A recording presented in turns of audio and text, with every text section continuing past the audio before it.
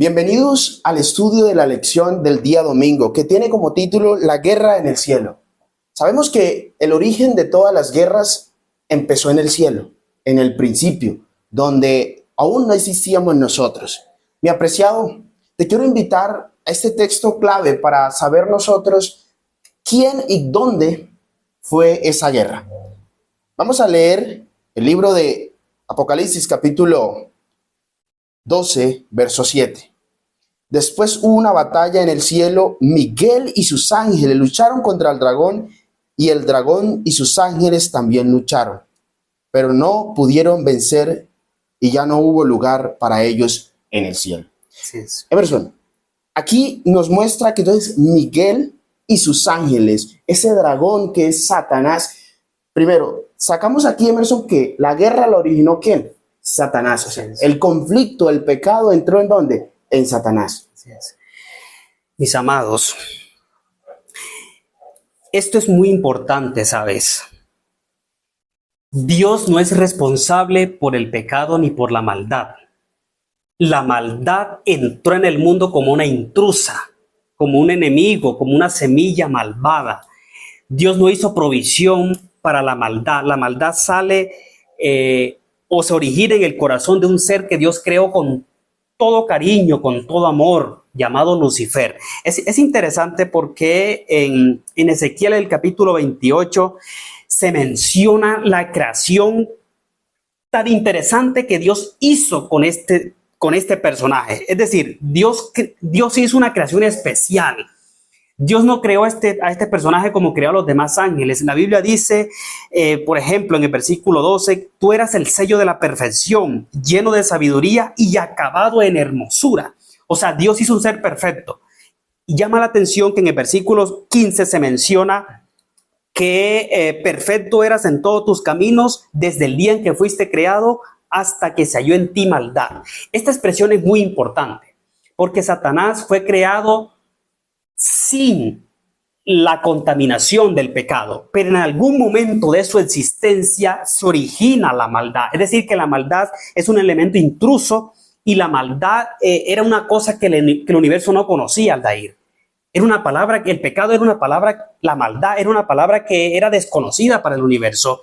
Y por eso la Biblia habla de un misterio, el misterio de la iniquidad, como el origen de este pecado. Entonces, a lo que has dicho vos, Emerson, es lo siguiente. Dios crea un ser perfecto. Primero, no crea a Lucifer. Dios no crea a Satanás. Él crea al ser perfecto. Dios no creó a Satanás, entendemos eso. Pero entró en su vida el orgullo. Dice que estaba el orgullo, la envidia. Esas cosas que son importantes para que nosotros entendamos de que eso hace que entre el pecado a nuestra vida. Le puso curiosidad, pero mira, ¿por qué Dios, por qué Jesús está recibiendo esa gloria? Porque eso yo lo debo recibir. Y dice que era un ser perfecto en todos los sentidos, era hermoso en gran manera. Y empezó a gloriarse y a decir, no, pues si toda esta hueste de ángeles recibe esta gloria, yo debiera ser este que la reciba. Así es. Hubo 3 razones para la rebelión de Satanás. Primero, su exaltada posición. Él dijo, subiré en las alturas y me sentaré en el trono de Dios. Segunda, su corazón se llenó de orgullo. Es decir, el pecado se origina por el orgullo. Y número 3, hubo un rechazo abierto contra la ley de Dios. El Espíritu Profecía menciona que él se rebela abiertamente contra los principios de la ley de Dios. Y el argumento que utiliza, y lo vamos a ver más adelante, es que él considera que los ángeles no necesitan ley, no necesitan restricción.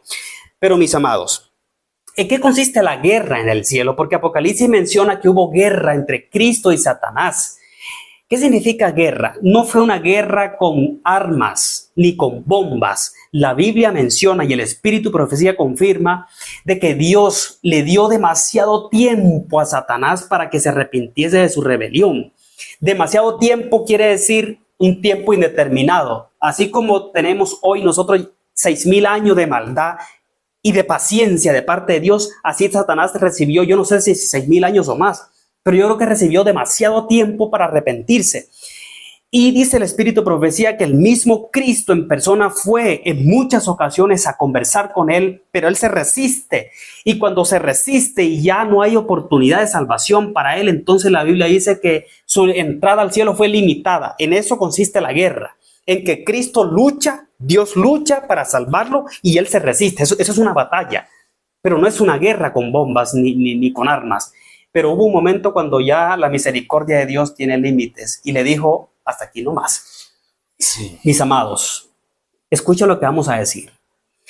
Lo que hoy vemos a nuestro alrededor, guerras, muertes, violencia, violaciones, separaciones, países queriendo desatar la tercera guerra mundial. Escúchame, todo esto es fruto de la guerra que comenzó en el cielo. Hoy nosotros estamos en medio de este gran conflicto entre Cristo y Satanás. Satanás no es un personaje cómico de las películas. Satanás no es una mentira como lo quiere ver la ciencia. Satanás es real, existe. Tan real es que cada que hay una persona, mis amados, con dolor en su corazón, con heridas, una mujer violada, cada que hay un niño muerto por la violencia del país, eso es fruto y esa es una muestra de que hay un ser malvado que está detrás de todo esto. Claro, mira, Satanás está queriendo adoración. Y Dios nos da la oportunidad, así como le dio a Satanás, de ser, él lo crea perfecto, pero le dio la libertad de elegir. Esa libertad te la ha dado a ti y a mí hoy. ¿En qué bando quieres estar? ¿A quién quieres adorar? Satanás pide adoración y Dios también es adoración. Pero hoy te invito a que adoremos y a que glorifiquemos a nuestro Dios, que es el único que merece la adoración hoy y por los siglos. Dios te bendiga. La lección del día lunes tiene como título Lucifer engaña, Cristo prevalece. Les invitamos a que nos sigan en YouTube, Facebook, TikTok, que esto sería de gran bendición para que otras personas se beneficien de este contenido. Vamos a leer el libro de Apocalipsis, capítulo 12, versículo 4. Que aquí Lucifer tiene unos argumentos ilógicos, sin ninguna sustentación. Dice el versículo 4, con su cola arrastró la tercera parte de las estrellas del cielo y las arrojó sobre la tierra. Luego el dragón se le colocó frente a la mujer que iba a dar a luz para devorar a su hijo en cuanto naciera. Entonces aquí yo quiero decir lo siguiente, los argumentos o las razones de Satanás, o qué hizo Satanás para que en ese conflicto, porque esto era un conflicto de ideas y no de guerras como comentabas tú en la lección del domingo. Entonces Lucifer quería la adoración y empieza a murmurar y a crear envidia entre todos los ángeles. Decirle, mira, ¿a ti no te parece que esto está mal? ¿No te parece que esa adoración sería para nosotros los ángeles? Que nosotros no diéramos a adorar a Jesús, a Dios, porque nosotros somos seres perfectos y con poder. Y alcanza a engañar la tercera parte de los ángeles del cielo. Claro, es muy fácil que a los seres humanos nos engañen. Es muy fácil que nos manipulen. Pero engañar a una mente tan inteligente y avanzada como la de un ángel, que son superiores a nosotros en todo, en inteligencia, en capacidad de reconocer la mentira. Pero dice la Biblia que la estrategia que el diablo utilizó para atrapar la tercera parte de los ángeles fue el engaño. La pregunta es, ¿cómo es posible que logre engañar a la tercera parte de los ángeles? No es un número para nada despreciable, es un número bastante significativo. Entonces, en esta lección vamos a tratar de descubrir por qué Satanás logra engañar a los ángeles y por qué el engaño le da tanto resultado a Nair. Correcto. Entonces, ahora, Emerson, creo que Lucifer se siente en esos momentos maniatado porque el poder se le había quitado. Ahora Cristo va a prevalecer. Así es. Porque Cristo es el único rey. Dice que no hay otro Dios sobre todos los dioses, que es ¿quién? Cristo Jesús. Así es. Yo quiero proponerles dos estrategias que utilizó Satanás para engañar a los ángeles. Primera, el espíritu de profecía es muy insistente al hablar de esto, mis amados. Y es que Satanás, ¿por qué engañó? Porque él jamás planeó una rebelión contra Dios. Escuche bien. Él jamás pensó que lo que estaba haciendo era malo. Él solamente quería, de alguna manera, reestructurar el universo o el gobierno, la manera como Dios gobernaba al universo y a los ángeles. En otras palabras, Satanás no sabía que lo que estaba practicando era el pecado, porque el pecado es una cosa nueva en el universo. No se conocía tal cosa. Nosotros hoy tenemos un conocimiento hasta la saciedad de eso. Pero él no sabía que lo que estaba haciendo era pecado.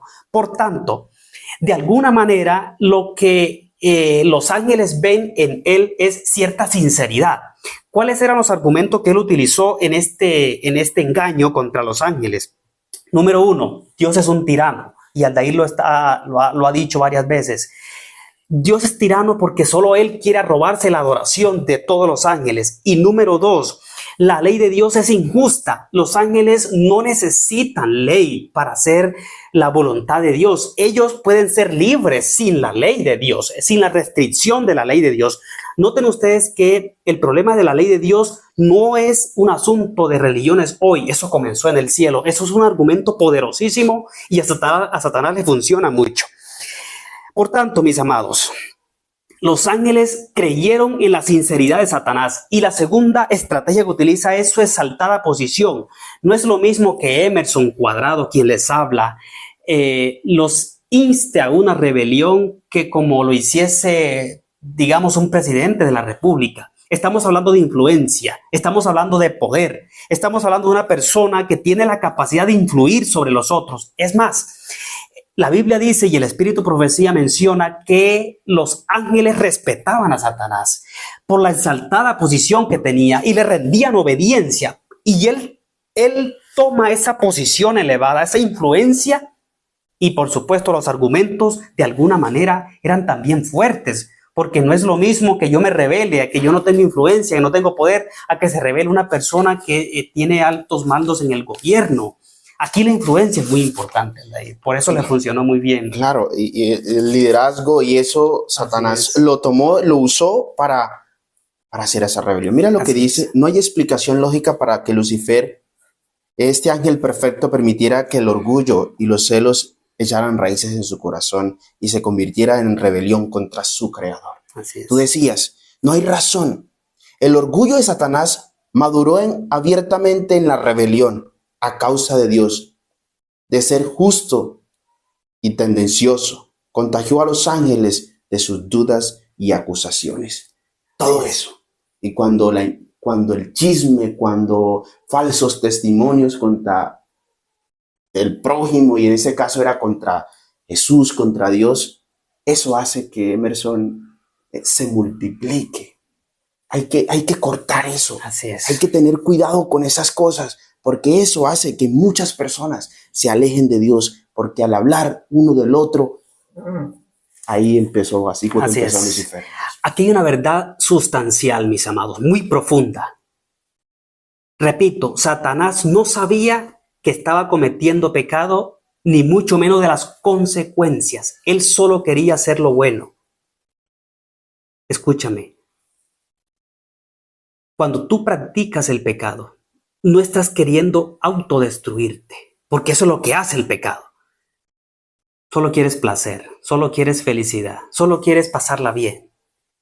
Pero ¿cuándo sabemos que lo que estamos haciendo está mal y es pecado en verdad? Cuando vienen las consecuencias.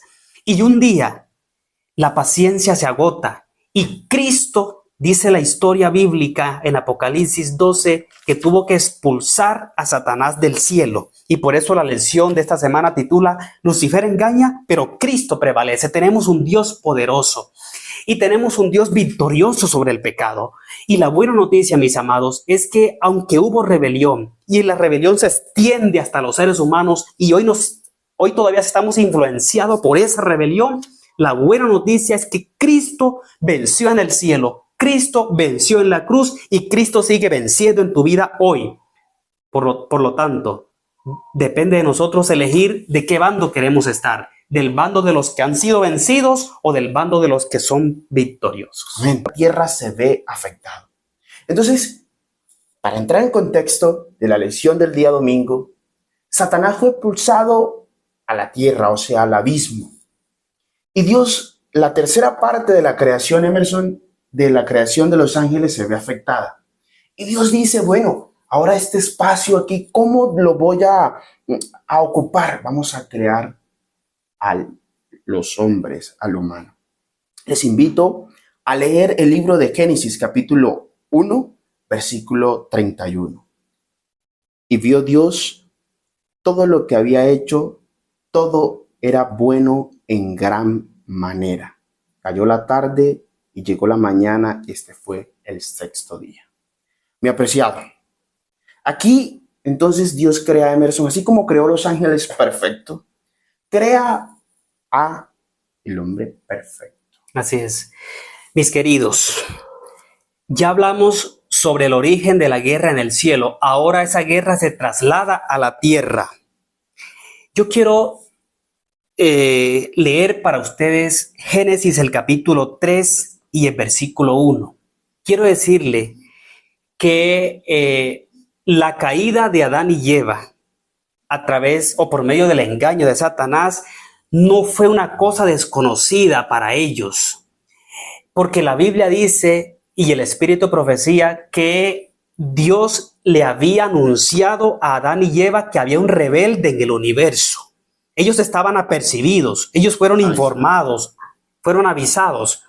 Pero llama la atención que el versículo 1 dice que la serpiente era más astuta que todos los animales que Dios había creado, la cual dijo a la mujer, con que Dios ha dicho, no comáis de ningún árbol. Noten ustedes que Satanás no se presenta como Satanás, se presenta como una serpiente, a contradecir una orden que Dios había dado. ¿Cuál era la orden? De todo árbol del huerto podrás comer, pero del árbol del conocimiento del bien y del mal no comas, porque el día que comas vas a morir. Y la serpiente le dice a la mujer, no es cierto, no morirás, sino que Dios sabe que el día que comas de ese árbol serán abiertos vuestros ojos y seréis como Dios, conociendo el bien y el mal. Noten ustedes que el argumento del engaño fue el mismo que utilizó en el cielo. Él quería prometer una mejor vida al hombre, así como se la prometió a los ángeles, pero el pecado es una cosa detestable, no se presenta en su verdadera naturaleza, sino que busca apariencias. Es correcto, se mezcla, y ahí es lo peligroso del pecado, que él busca lo que más te gusta a ti, lo más hermoso para entrar. Y mira, Emerson, entonces ahora Dios crea al hombre y lo pone, y es perfecto, y ahora le da los mismos beneficios que le dio a los ángeles, le da la libertad de elegir. Pero entonces dice que el pecado, ¿cómo conocemos el pecado? Por medio de la ley, ¿verdad? ¿Cómo sabemos que existe el pecado? Por medio de la ley. Ahora Dios le dice, bueno, mira, yo te coloco este árbol aquí en medio, y yo te digo que no lo toques, no lo comas, no lo hagas. Ahí está, para que ellos eligieran. Y Satanás usa eso. Qué tan importante, mis hermanos, es que nosotros podamos pedirle al Señor sabiduría, inteligencia para que discernir entre el bien y el mal. Porque es que eso no se va a presentar. Satanás ya no se presenta como en el tiempo antiguo o que un ser allí todo detestable, horrible. No, él busca nuestra debilidad. Claro, yo quiero decir lo siguiente. Apocalipsis menciona que Satanás fue expulsado del cielo a la tierra. Lo menciona también Isaías 14 y Ezequiel 28. Escuche, por favor. Si aceptamos literalmente que Satanás fue expulsado del cielo a la tierra, estamos hablando de un Dios arbitrario, de un Dios injusto, que nos tira el mal. Claro, nos tiró ese pajarito a la tierra, como quien dice, ahí se los voy a mandar, ese problema. Mis amados, no.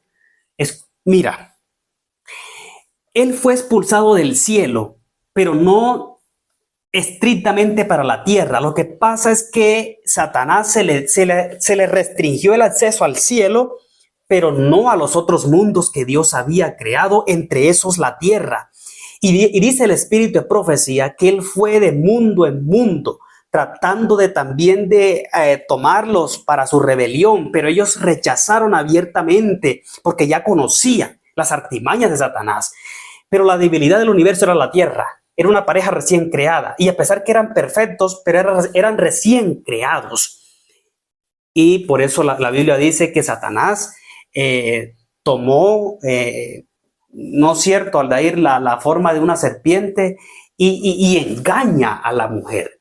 Lo que quiero decir es que si el diablo se posesionó de la tierra, no fue porque Dios lo tiró a la tierra a los seres humanos para que nosotros lidiásemos con él. No, es que el hombre le da la bienvenida a Satanás. Le permite entrar. Le permite entrar. Emerson, mira, entonces ahora, lo que buscaba Satanás era demostrar que Dios no era amor, que el carácter de Dios no era amor. Y entonces Dios dice, pero hombre, vamos a crear el humano. Ahora al crear el humano peca. Y pasa lo mismo, ahora tiene que manifestar Dios sí qué va a hacer con el hombre. ¿Qué pasaría si Dios había matado a Adán y Eva? Entonces Satanás con cuántos argumentos más podía tener para decir que Dios no era Dios de amor, que no era un Dios de misericordia que daba oportunidades y a Satanás se las dio muchas veces. Y ahora aquí, eso lo que produce el pecado, cuando entra el pecado a Adán y a Eva, resulta que ellos tuvieron miedo.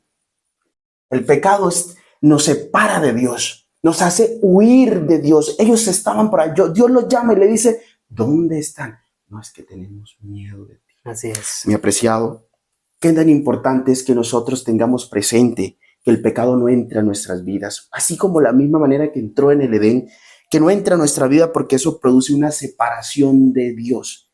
Y Dios es vida, Dios nos da la vida. Eso tengámoslo presente, que el pecado nos separa de la presencia de Dios. Dios creó la tierra perfecta, creó a sus hijos perfectos, Adán y Eva.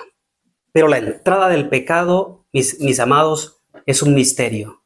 Es un misterio porque Adán y Eva no tenían inclinación al mal, como nosotros hoy sí la tenemos. Ellos voluntariamente le entregaron esta tierra en las manos de Satanás. La Biblia dice en el libro de Job que Satanás es tan dueño de la tierra que él, antes de Cristo morir en la cruz, iba como representante de la tierra a los concilios celestiales. Cristo mismo lo reconoce y él dice, es que el príncipe de este mundo viene contra mí, pero no tiene nada. Y Satanás fue tan audaz que al mismo Cristo le dice, si te postras y me adoras, todo esto te daré. No, todo esto es decir, él es dueño de la tierra. Satanás hoy tiene dominio sobre la tierra. Por eso vemos tanta maldad y tanta violencia. Pero sin embargo, a pesar de que es su dominio, pero Cristo en la cruz se lo quita y hoy tenemos también el ministerio de los ángeles que nos protegen. Qué maravilloso. Amén. Entonces entendamos eso, que Dios está a nuestro lado, que Dios es amor y que no nos separemos de Dios a causa del pecado y que el pecado no entre a nuestras vidas. Bendiciones. Lección del día miércoles. Para este día tiene como título El amor encuentra una manera. Qué interesante poder nosotros ver de que Dios no nos deja solo. De que a pesar, Emerson, de que nos equivocamos, de que cometemos errores, Él busca una manera para salvar a la humanidad. Decíamos en la lección pasada de que qué había pasado si había destruido a Satanás y a Eva y a Adán. El amor de Dios se vería ante el juicio. Entonces ahora Dios dice, bueno, voy a enviar a mi hijo amado para reivindicar, para demostrar que lo que dice Satanás no tiene argumento y no es verdad. Vamos a leer el libro de Romanos, capítulo 6, versículo 23. Porque la paga del pecado es la muerte, pero la dádiva de Dios es vida eterna en Cristo Jesús, nuestro Señor. Así es, claro que sí.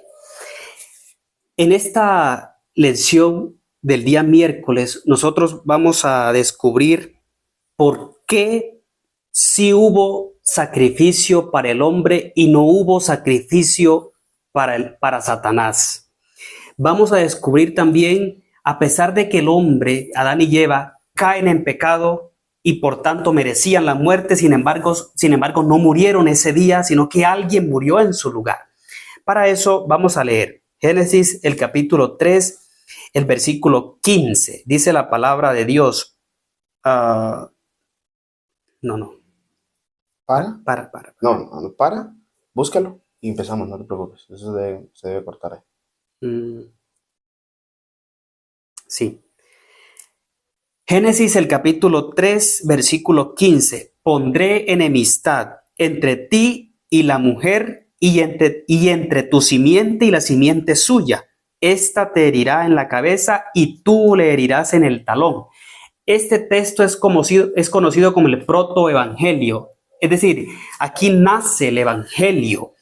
¿Qué es el evangelio? No es más que la buena nueva de que Cristo murió para perdonar nuestros pecados y para ofrecernos salvación. Eso es el evangelio. Llama la atención que en Génesis encontramos nosotros el origen del evangelio. Pero mis amados, si Adán y Eva pecaron ese día, comieron del fruto prohibido y la paga del pecado es muerte, la pregunta es, ¿por qué no murieron ese día? Algunos dicen que fue una muerte espiritual. Es verdad, pero la sentencia no era una muerte espiritual. La sentencia era la muerte eterna como pago por haber transgredido la ley de Dios. La respuesta es, ese día Adán y Eva no murieron porque alguien murió en su lugar. Si usted lee en Génesis, el capítulo 3, versículo 21, descubre que Dios, cuando hace la sentencia de juicio contra la serpiente contra Adán y contra Eva, dice que tomó una piel de un cordero y los viste. Alguien tuvo que morir ese día, murió un cordero en su lugar. Y el cordero, según Juan, el capítulo 1, representa a Cristo Jesús. Por tanto, fue Dios mismo quien tomó el lugar del hombre y no permitió que el hombre arrastrase las consecuencias eternas por haber pecado. Claro. Entonces hay un problema. Dios busca una manera para solucionar eso. Segundo, está el problema. Entró el pecado a esta tierra. Y Dios, pues, obviamente, la mejor manera para usted acabar una plaga es echando veneno y haciendo esas y acabando con eso. Pero Dios no es eso. Entonces ahora Dios se presenta el problema, ahora Dios busca una solución. Emerson explicó de que buscaba un animalito. Pero ese problema solo era dar como cuando usted tiene fiebre, una fiebre con una infección y se pone pañitos de agua tibia. Solamente servía para el momento ya. Ahora Dios dice, hay que hacer algo. Hay que enviar a Cristo como ese cordero para que muera por todos el pecado del mundo. Así es. Apreciado, tenemos esperanza. Por supuesto. Esperanza que Cristo murió por nosotros. Así es. ¿Por qué Dios murió por el pecador, el ser humano, y no hubo un sacrificio para Satanás? Respuesta, Dios no murió por Satanás, sino que Dios le dio mucho tiempo a Satanás. Segundo, ¿por qué Dios no murió por Satanás? Porque Satanás, mis amados, se rebeló abiertamente contra Dios. No fue un pecado inocente como el de Adán y Eva. No. Él no fue engañado, sino que él permitió que el pecado lo contaminase y no solamente se rebeló él, sino que rebeló a una tercera parte de los ángeles. Quiere decir esto, él conocía perfectamente la anchura, la profundidad del amor de Dios. Por lo tanto, ¿por qué Dios entonces sí muere por el ser humano? Primero, porque el pecado de Adán no era el mismo pecado de Satanás. El pecado de Satanás fue un pecado de rebeldía. El pecado de Adán fue un pecado por inocencia, por engaño. Porque las condiciones no eran las mismas. El hombre no conocía la anchura y la profundidad del amor de Dios. Satanás sí lo conocía. Satanás no necesitaba más revelación del amor de Dios. Por más que Dios hiciese o por más que Dios hubiese muerto por él iba a seguir con la rebelión. Porque el único camino entonces para la restauración del pecador era la revelación del amor de Dios. Y en la cruz, mi querido, el amor de Dios se revela en su plenitud. Nunca antes el universo había conocido el elemento del pecado. Pero así como el pecado produjo un fenómeno nuevo en el universo, también el amor de Dios nunca antes se había revelado en toda su plenitud. Es decir, antes de la cruz, Dios era teóricamente amor, pero ahora, con la muerte de Cristo, Dios es práctico en amar. Dios entrega. Por lo tanto, ¿por qué si hay sacrificio para el hombre? Sencillamente porque el único camino para la restauración del ser humano es cuando reconoce que el amor de Dios es maravilloso, Aldair. Es el argumento más poderoso para Dios atraer a los pecadores al arrepentimiento, cuando reconocemos que Dios nos ama a pesar de lo que somos. Y es por eso que Dios se jugó la última carta del juego. El concilio celestial dijo, el día en que el hombre reconozca mi amor, ese día va a sentir arrepentimiento y vendrá a buscar perdón en nosotros. Mira, yo quiero, Emerson, a que esas personas que tienen duda de Dios, tienen duda de que Dios los ama y de que Dios está siempre con ellos. Mira, dice el libro de Corintios, 2 de Corintios, al que no cometió ningún pecado, por nosotros Dios lo hizo pecado, para que en él nosotros fuéramos hechos justicia de Dios. Dios nos ama. Dios, la demostración de amor más grande fue al dar a su Hijo por nosotros. Y no importando, Emerson, si habíamos cometido pecado, o quién éramos, o quiénes somos, Él nos ama tanto que dio su Hijo por nosotros. Así que no lo olvidemos, no olvidemos eso, esa demostración de amor tan maravillosa. Dios te bendiga. Lección del día jueves, que tiene como título Nuestro sumo sacerdote. Nuestro Dios tiene derecho por creación, por redención, para ser nuestro sumo sacerdote y cumplir un papel trascendental en la historia de nuestras vidas y de este mundo. Les invito a leer el libro de Hebreos, capítulo 4, versículo 14 y 15. Por lo tanto, y ya que en Jesús, el Hijo de Dios, tenemos un gran sumo sacerdote que traspasó los cielos, retengamos nuestra profesión de fe, porque no tenemos un sumo sacerdote que no puede compadecer de nuestras debilidades, sino uno que fue tentado en todo, de la misma manera que nosotros, pero sin pecado. Así es. Mis amados, la lección del jueves tiene el propósito de mostrarnos a un intercesor. El pecado produce separación entre Dios y el ser humano.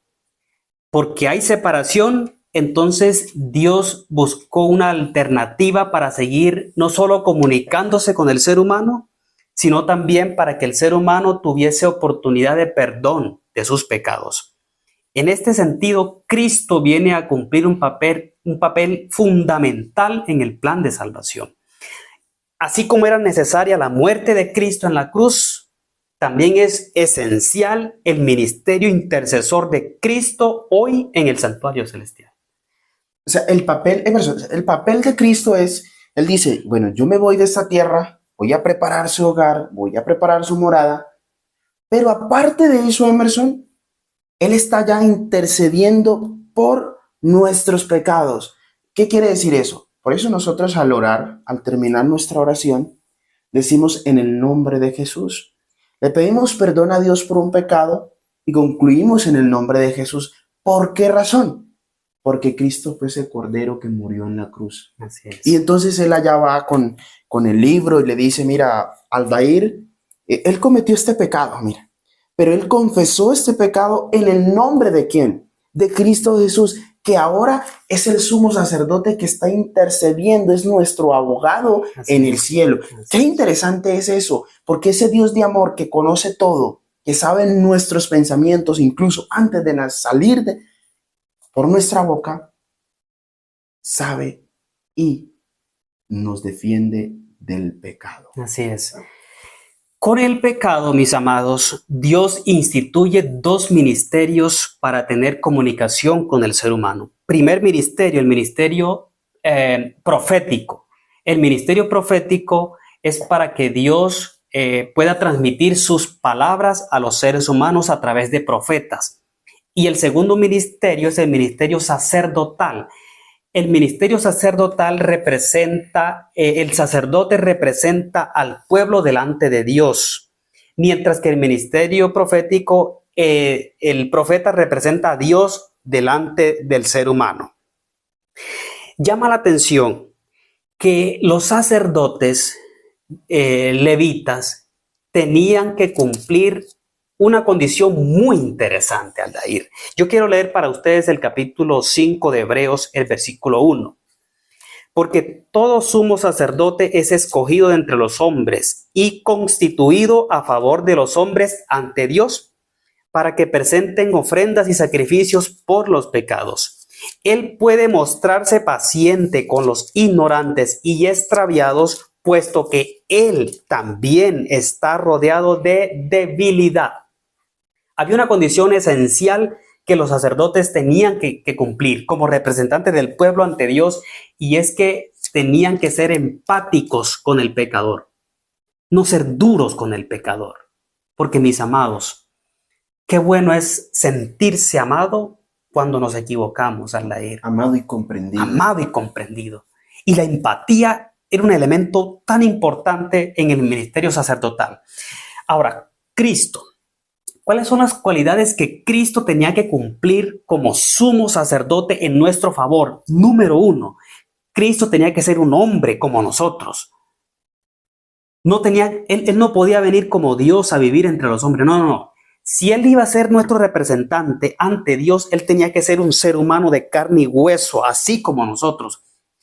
Y número 2, Cristo tenía que ser empático con el pecador, con el otro ser humano. ¿Cómo Cristo logra la empatía? Porque se relacionaba con los pecadores. La Biblia dice que Él comía con los publicanos y los pecadores. Y la mejor manera de generar empatía con los seres humanos es conviviendo, es interactuando con los seres humanos. Mis amados, Cristo, escuchen bien, Cristo se encarnó, pero llama la atención que Él tuvo que de alguna manera descender de naturaleza, Aldair. La naturaleza de Dios antes de encarnarse era una naturaleza supremamente superior a la nuestra. Y dice la Biblia en Filipenses el capítulo 15 que Cristo no tuvo el ser igual a Dios como cosa a que aferrarse, sino que se despojó de su naturaleza y se hizo como uno de nosotros. Voy a hacer una comparación un poco burda. Digamos que nosotros queremos representar a los animales, y para representar a un animal tenemos que ser un animal. De alguna manera, tenemos que rebajarnos de naturaleza para poder representar a una raza inferior a nosotros. Cristo, guardando las proporciones del caso, Él dejó de ser Dios, su naturaleza divina, no dejó de ser Dios. Él siguió siendo Dios, pero se despojó de su naturaleza divina y adoptó una naturaleza inferior. Y no solamente inferior, una naturaleza afectada por el pecado, por la mancha del pecado. ¿Crees tú que fue fácil para Cristo adoptar esa naturaleza contaminada por el pecado, Aldair? Porque el peso del pecado le dio miedo, el pecado produce miedo. Y te acuerdas cuando él estaba allí, le pidió al Señor que lo ayudara porque sentía miedo. Mira, Emerson, yo quiero, ya que Jesús está como sumo sacerdote, mira lo que dice Juan 17. Padre, eso es lo que le dice, lo que él le dice a Dios. Padre, yo quiero que donde yo estoy, también estén ellos conmigo. Aquellos que me has dado para que vean mi gloria, lo cual me has dado para que me has amado desde antes de la fundación del mundo. Padre, justo, el mundo no te ha conocido porque yo te he conocido y en esto he conocido que tú me enviaste. O sea, Emerson, Dios está diciéndole a Dios, mira, Padre, yo quiero que Aldair esté aquí Yo quiero que esta humanidad esté aquí conmigo, donde yo estoy. Y ese es el papel de Dios en el cielo. Luchar por nuestra salvación. Luchar para que nosotros podamos ir al cielo. El anhelo de Jesús es decir, yo hice un sacrificio tan grande por este pueblo, para esta humanidad. Y cuando usted hace un sacrificio, Emerson, de conseguir algo y eso no fue valorado o no pudiste lograr el plan que tenías, uno se siente defraudado. Así es. Y Cristo quizás se siente defraudado porque la humanidad no lo quiere adorar, no quiere servirle. Entonces aprovechemos, Emerson y hermanos, esa oportunidad que tenemos, un abogado gratis, hermano. Así es. Gratis. Así es, amados. Yo tengo dos noticias supremamente importantes. Una, Cristo descendió a lo más profundo para adoptar una naturaleza debilitada por el pecado para ascenderla a lo más alto. Filipenses 2 menciona que Cristo vino a la tierra, adoptó la naturaleza humana y la llevó a los cielos. Él no se revistió de humanidad durante los 33 años, no. Cristo dice la Biblia que ascendió al cielo como un ser humano, igual que nosotros. Por eso la Biblia dice, acerquémonos confiadamente al trono de la gracia, porque allí tenemos un representante de nuestra naturaleza. Él es nuestro hermano mayor. Esa es una muy buena noticia. Y la segunda noticia es que Cristo es nuestro gran sumo sacerdote en el santuario celestial. Pero ojo, no por mucho tiempo. O no sabemos el tiempo hasta cuándo Cristo va a estar intercediendo por nosotros. Los adventistas creemos que a partir de 1844 Cristo está intercediendo en el santuario celestial, en el lugar santísimo. Pero no sabemos cuándo Cristo va a dejar de interceder por nosotros. Por eso la Biblia dice que hoy es el día de salvación. Si hoy escucha su voz, no endurezca su corazón, porque un día no va a haber oportunidad de perdón ni de salvación para ti ni para mí. Aprovechemos que hoy todavía la misericordia de Dios está presta para los hombres, Aldair, y acerquémonos confiadamente al trono de la gracia. No importa si has caído, no importa si has ofendido a Dios, no importa si te has embarrado en lo más profundo del lodo del pecado. Acércate confiadamente porque Cristo te comprende y Él te recibe con los brazos abiertos. Solo dile, Señor, yo no puedo luchar contra el pecado, necesito de ti. Y el Señor extiende su mano poderosa y viene para restaurar y para salvar.